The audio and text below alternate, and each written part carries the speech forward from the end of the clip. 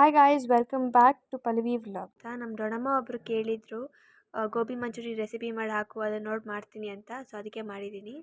ಯಾರಿಗೆಲ್ಲ ಗೋಬಿ ಮಂಚೂರಿ ಇಷ್ಟ ಇಲ್ಲ ಹೇಳಿ? ನನಗಂತೂ ತುಂಬ ಇಷ್ಟ. ಆದರೆ ಎಲ್ಲ ಕಡೆ ಬ್ಯಾನ್ ಆಗಿದೆ ಅಂತಾರೆ. ಸೊ ನಾವು ಯಾಕೆ ಮನೇಲೇ ಮಾಡಬಾರ್ದು ಅಂತ ಮಾಡ್ತಾಯಿದ್ದೀವಿ.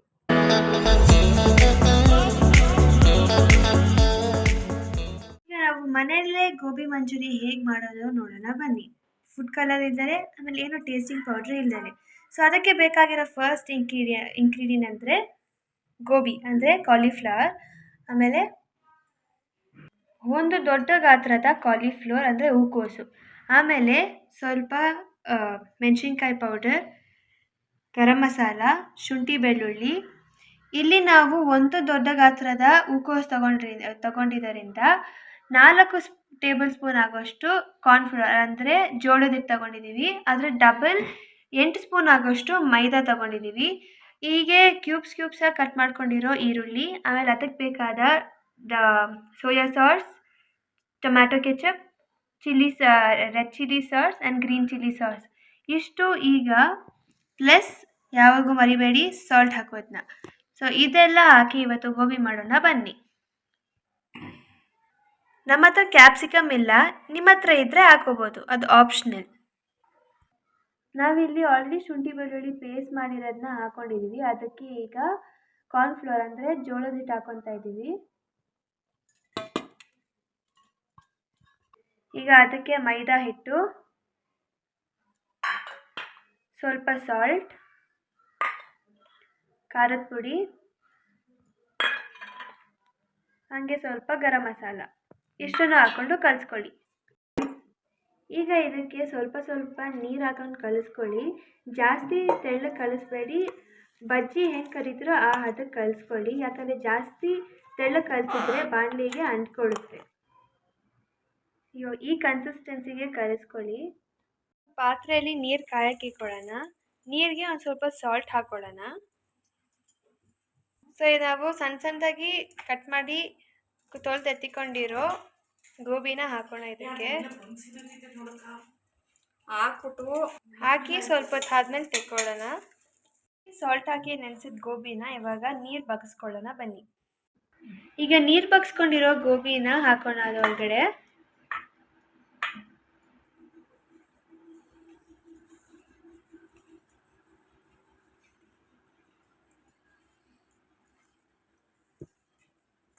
ಇದನ್ನೆಲ್ಲ ಕ್ಲೀನಾಗಿ ಕಲಿಸಿದಾದ್ಮೇಲೆ 1/2 hour to 1 hour ನೆನೆಯೋಕ್ಕೆ ಇಡಿ. ನಾವು ಕಲಸಿಕ್ಕಿರೋ ಗೋಬಿನ ಎಣ್ಣೆಲಿ ಕರೆದು ಸೈಡಲ್ಲಿ ಎತ್ತಿಕೊಳ್ಳಿ. ಒಲೆ ಮೇಲೆ ಒಂದು ಪಾತ್ರೆ ಇಟ್ಕೊಳ್ಳಿ, ಅದಕ್ಕೆ ಎಣ್ಣೆ ಹಾಕೊಳ್ಳಿ.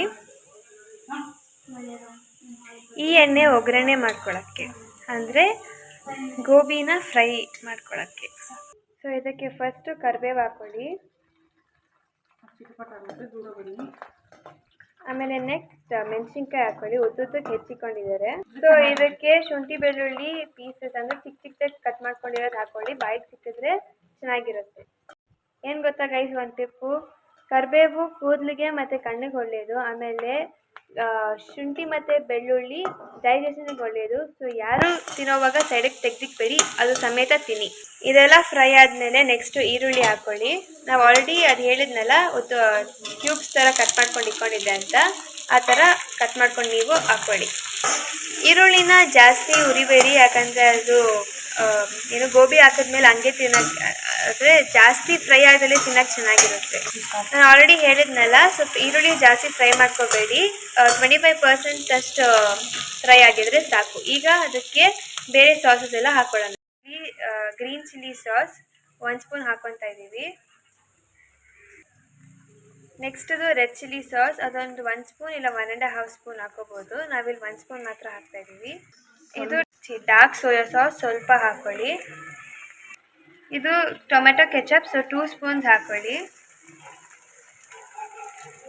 ಒಂದು ಸ್ವಲ್ಪ ಸಾಲ್ಟ್ ಹಾಕಿ ಎಲ್ಲ ರುಚಿ ನೋಡಿ, ಯಾಕಂದರೆ ಸಾಸಸಲ್ಲಿ ಆಲ್ರೆಡಿ ಸ್ವಲ್ಪ ಸಾಲ್ಟ್ ಇರುತ್ತೆ. ನಾವು ಆಲ್ರೆಡಿ ಕಾರ್ನ್ಫ್ಲೋರ್ ಅಂದರೆ ಜೋಳದ ಹಿಟ್ಟನ್ನ ನೀರಲ್ಲಿ ಕಲಸಿಟ್ಕೊಂಡಿದ್ದೀವಿ, ಅದನ್ನು ಇದಕ್ಕೆ ಉಯ್ಯಿರಿ.